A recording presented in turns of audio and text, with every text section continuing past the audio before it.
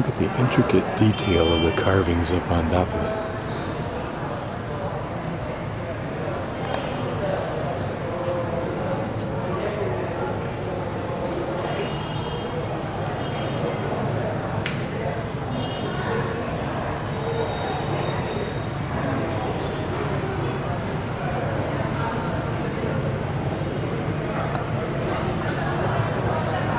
And you can be sure all of this tells a story.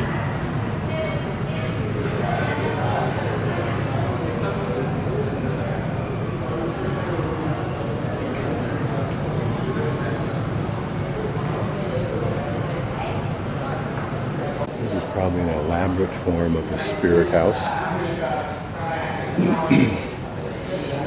Probably some very old, well-protected relief carving.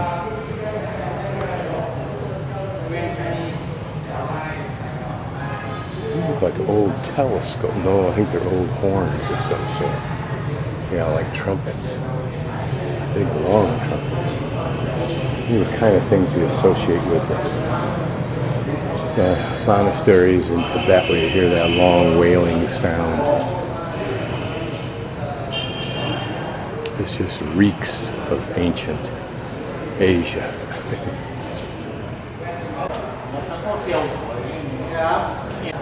If you're wondering where the smoke's coming from,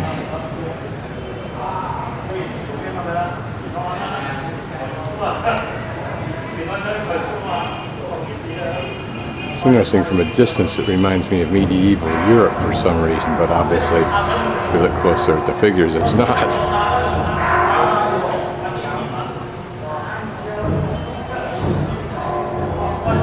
Imagine what this looked like when it was brand new. Although probably that gray is the gray of any large city's smoke and smog and accumulated pollution.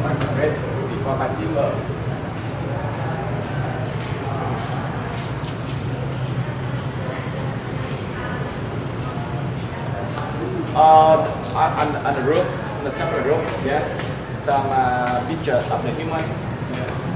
They had to transfer from China. Not many.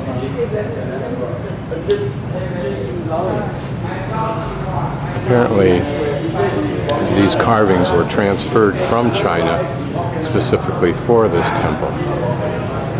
A bit of the overheard conversation of a guide.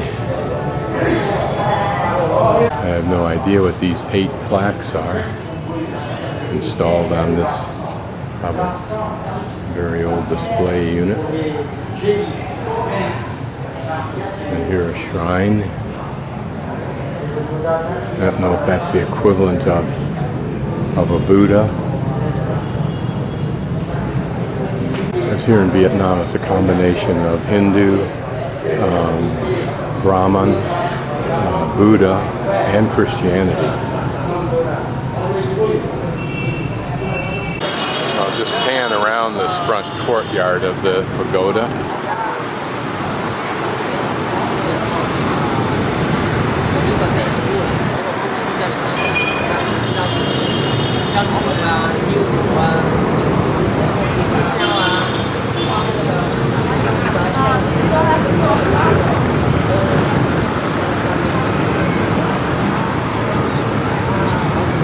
There probably was a time when this was built when it wasn't surrounded by tall buildings. We'll take a closer look at this. This is a 3-dimensional panel that's probably almost a foot in depth. I'm standing a little bit closer so that we can get a sense of the depth. It's too bad they don't somehow maintain these. Seems like quite a novel treasure.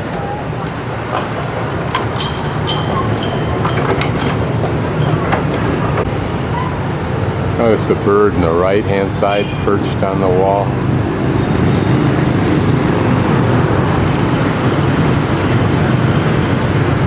Here's a little hint of what we've seen in the Thailand and Cambodia iconography.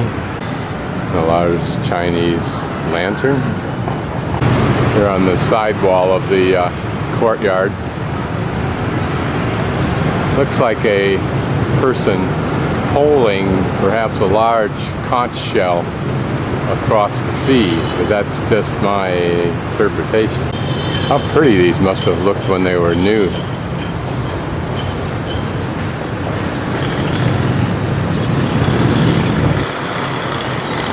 Perhaps there's a hint of the lovely colors, and here perhaps even more so. And here a large oven. There are several ovens or devices for cooking things, and that may mean that they cook like a piece of chicken or something as an offering, symbolic. A wood carved panel.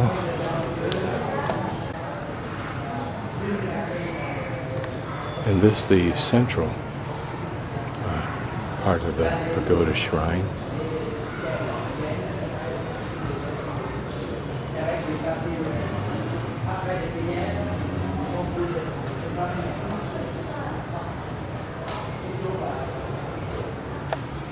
Whether these are Buddhas or Vishnu or Krishna, I don't know. Some more elaborate panels of carvings. It reminds me of the bas-relief, although of course much more depth at Angkor Wat. And it probably attempts to tell either specific story events or some kind of epic. But this is more Chinese than anything else.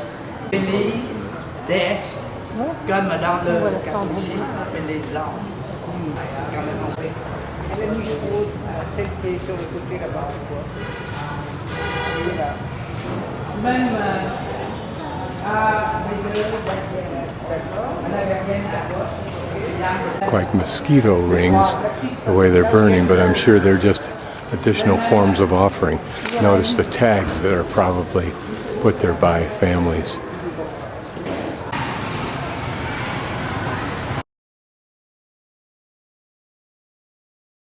I don't know if this is Quan Am Pagoda or not.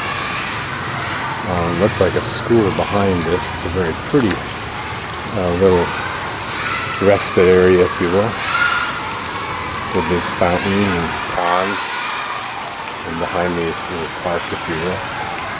Yeah, an only planet guidebook is maps are so bad that you can't be sure where you're at. Okay, right across the street is the Phuoc An Hoi. I missed it because I was so focused on this part here. So my mistake, my apology, in this instance to Lonely Planet. There's a very narrow area to shoot in, so I'll just take sections. This is the right section of the entryway. Pretty floral graphics up at the top, and probably little portals, if you will, of scenes that I don't know the significance of.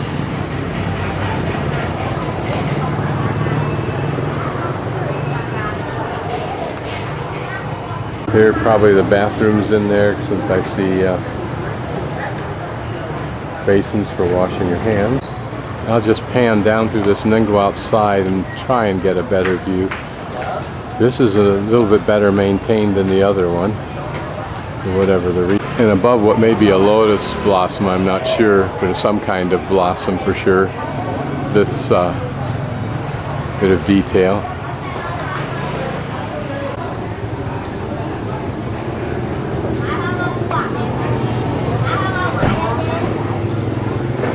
Maybe they're just meant to be typical scenes.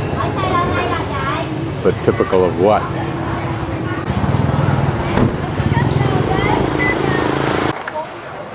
Standing in the middle of the street, which is suicidal, but this is a relatively quiet street.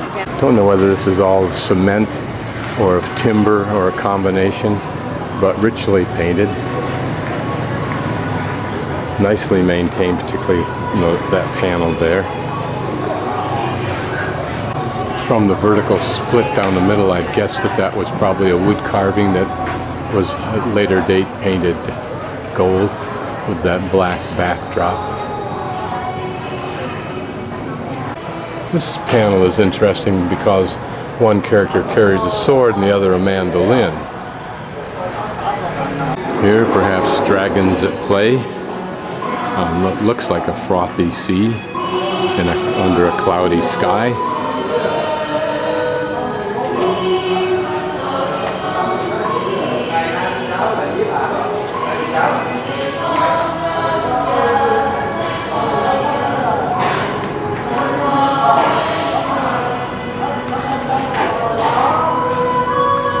This is a table for preparing your offerings and or making them, perhaps those candles there. Under the watchful eye of this icon. But he gets a batch of these burning incense, like you see there. And then I think they go around and deposit it, and after they've made some kind of prayer into these sand buckets, if you will, or sand bowls.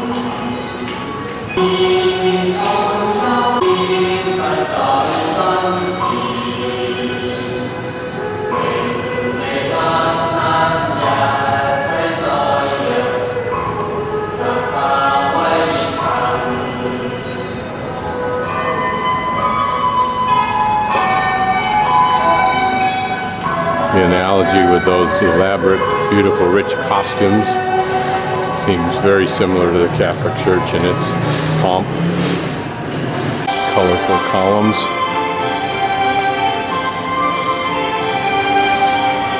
Embedded in lotus leaf. Ceremonial drum and bell.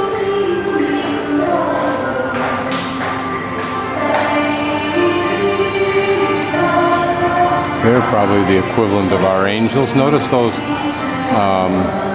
whatever they are, scarves blowing in the wind, or are they the equivalent of wings? Icons of heavenly excess? And sitting on clouds high above the peaks. So it appears that they make some kind of a show of obeisance to this shrine, and then walk over to that large bowl filled with sand and deposit 2 or 3 of those incense sticks, and then go over and do it with the shrine where that lady's walking, and then apparently go to other shrines within this complex. Here are many. This reminds me of Catholic or Christian churches that have along the sides additional chapels, if you will. Here, a pretty little garden scene.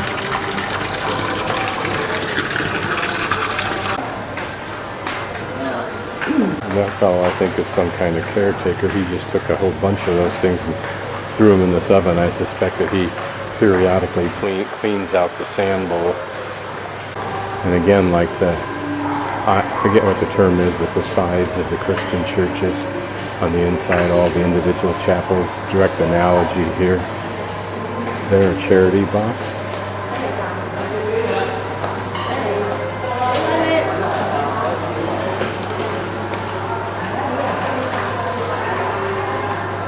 Notice that person there has just installed another one of those mosquito coils. These are probably, again, some kind of offering amulet that you can buy or somehow contribute with.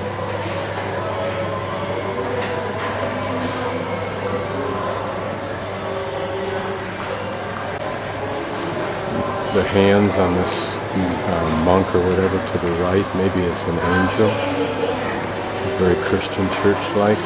Notice the benediction of the Buddha, if that's who it is, or what it is. And then she rang the bell after she put some money in there. And that, I wonder, as a cynic, I would say that's to give notice to the world that someone has just donated to charity. A very pretty piece of tiled architectural detail. It's the warehousing of these offering sticks and whatever's inside those boxes.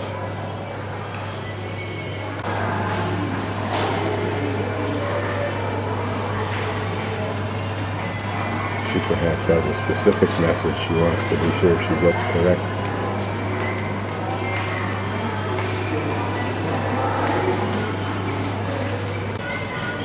Interesting wall poster. No wonder that poster's there. Here's a gathering of turtles, a rather large one there. Look at it. It's either dead or very much relaxed. Of course, what do you do when you're a turtle? Don't even have deep water to swim in. One of the things that's very apparent in this religion is it's not dependent upon having a large mass of people sitting docilely listening to someone who purports to be close to God tell you what you ought to think. Here it's very personal and up close with their gods and very individual. That's what's most notable. It's very individual. And they're completely unabashed at people roaming about. Here a very dramatic door, exterior door. This part would be facing the outside when it's closed. Not carved, but painted. Look at the face. Can you figure out the emotion there? Can you see character, personality?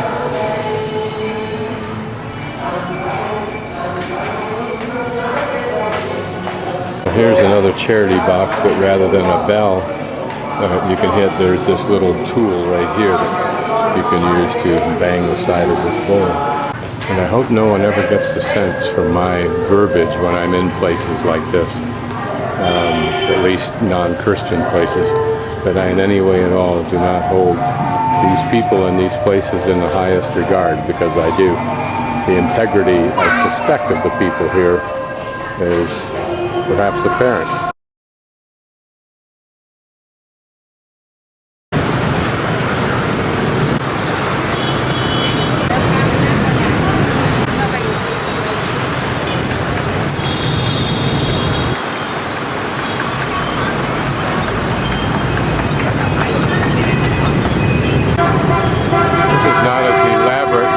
As the last two we saw. This is not as elaborate as the last two we saw, but I'm sure it has its very devout devotees.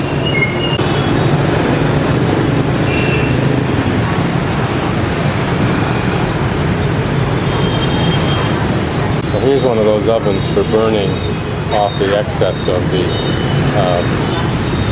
prayer incense sticks. And here a very lovely tiled receptacle for these sticks. It used to have something up on top, I think, that those three posts were used to support. And this looks like it's made out of chips of Chinese porcelain plates.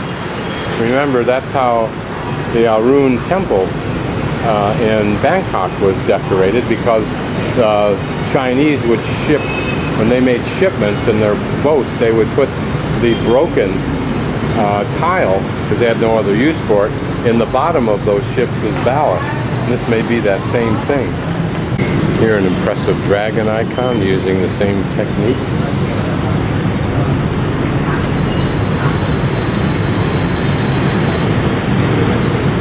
There are two of these stork-like birds, one on either side of this shrine.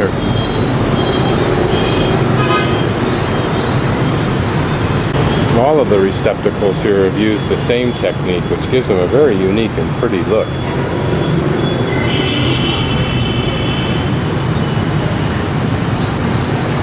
Of course, this Chinese ceramic goes back throughout the known world at the time, certainly Europe.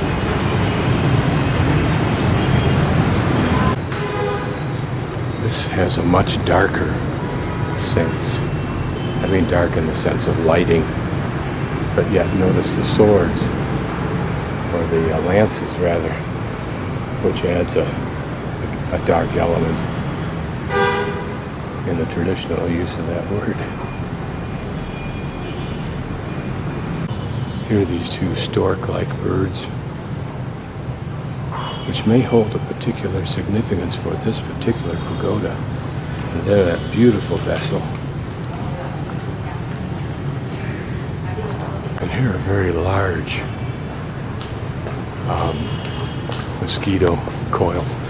What's interesting is that these burn very slowly. You can imagine that perhaps the time element is quite crucial in the offering, and that it perhaps protects you for the time that it's burning.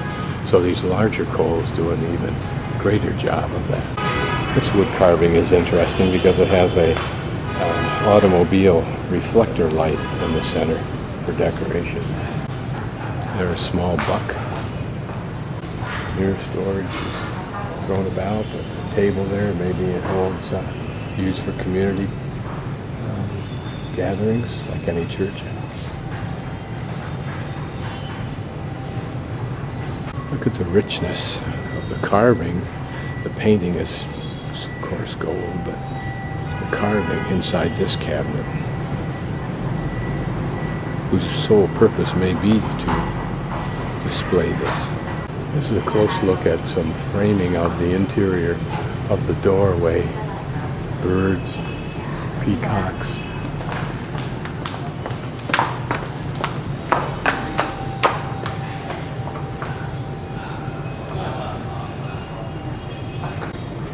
Here is a sense of that heaviness, if you will,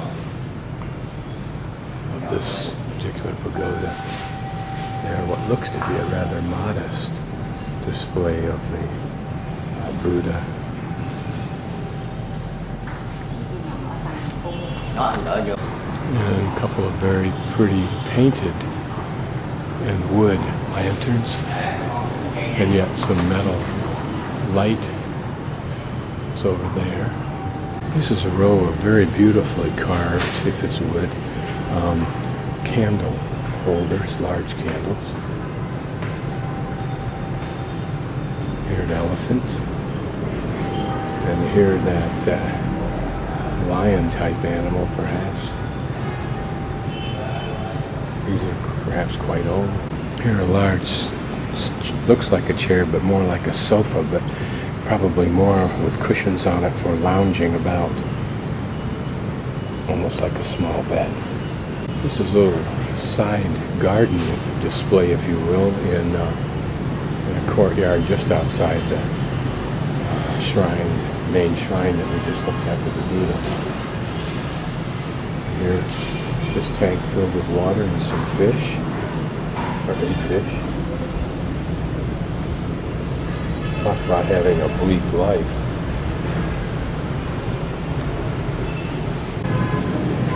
And this a very elaborate, gorgeously carved bell and drum combination piece of furniture. Pick up on the yin yang sign in the middle of the drum, and you'll know you're in China.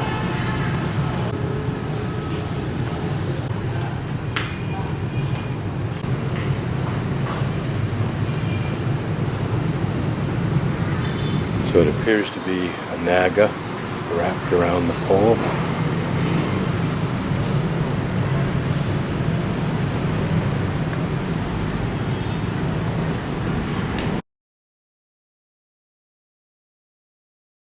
So somebody crashed here. It does happen. Maniacs rule.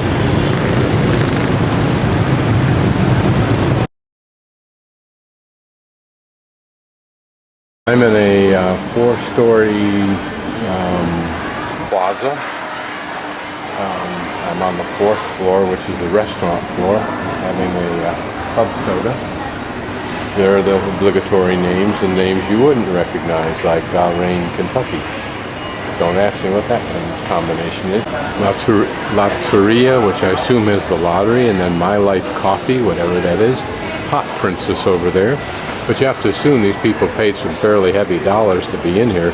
It's not that well populated.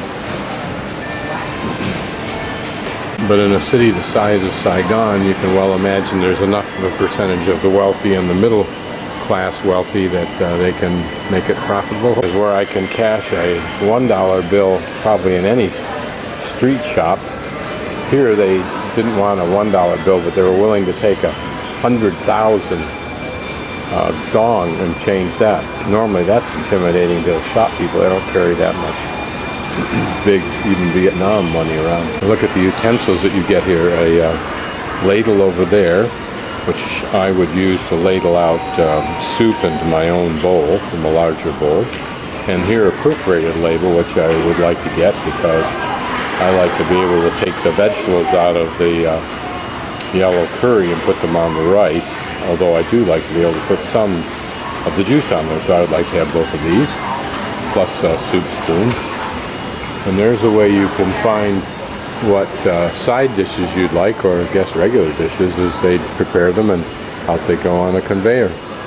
And I don't know what this is, but I'm guessing that it controls some kind of appliance that is brought to the table and cooks food at your table.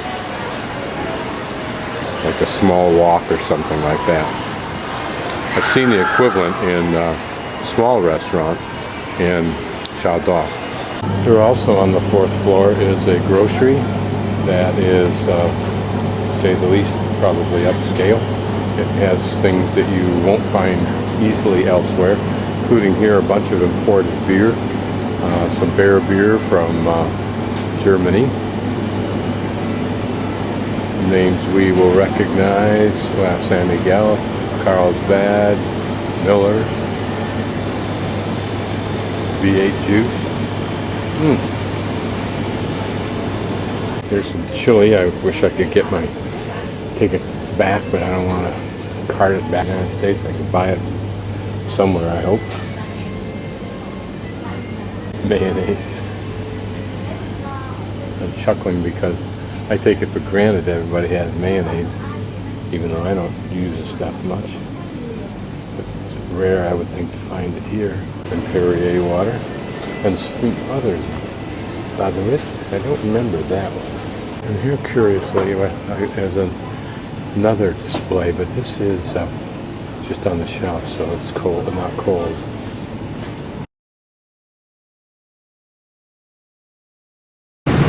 So this is the Church of Joan of Arc, Joan d'Arc.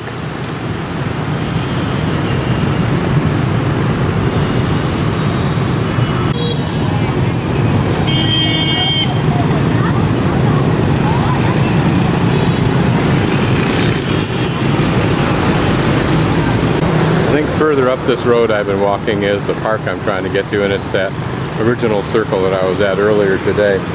Here are stores that sell cell phones. There's probably 20 to 30 of them right down through this block.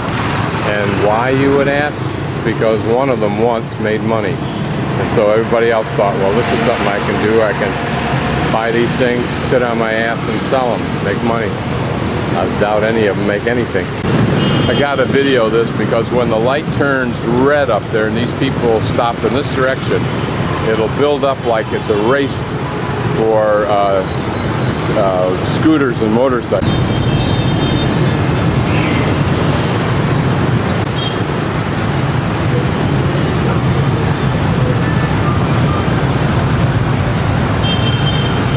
If in America we think one person in one car is ecologically irresponsible, imagine what the impact is of one person for one 4-cycle machine. Because there aren't that many cars.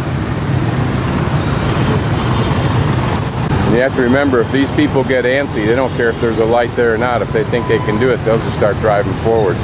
They don't do it in mass. There's that much respect for the light, but individuals may choose to do it. Not to mention those who drive up and down the sidewalk because they're a little bit antsy.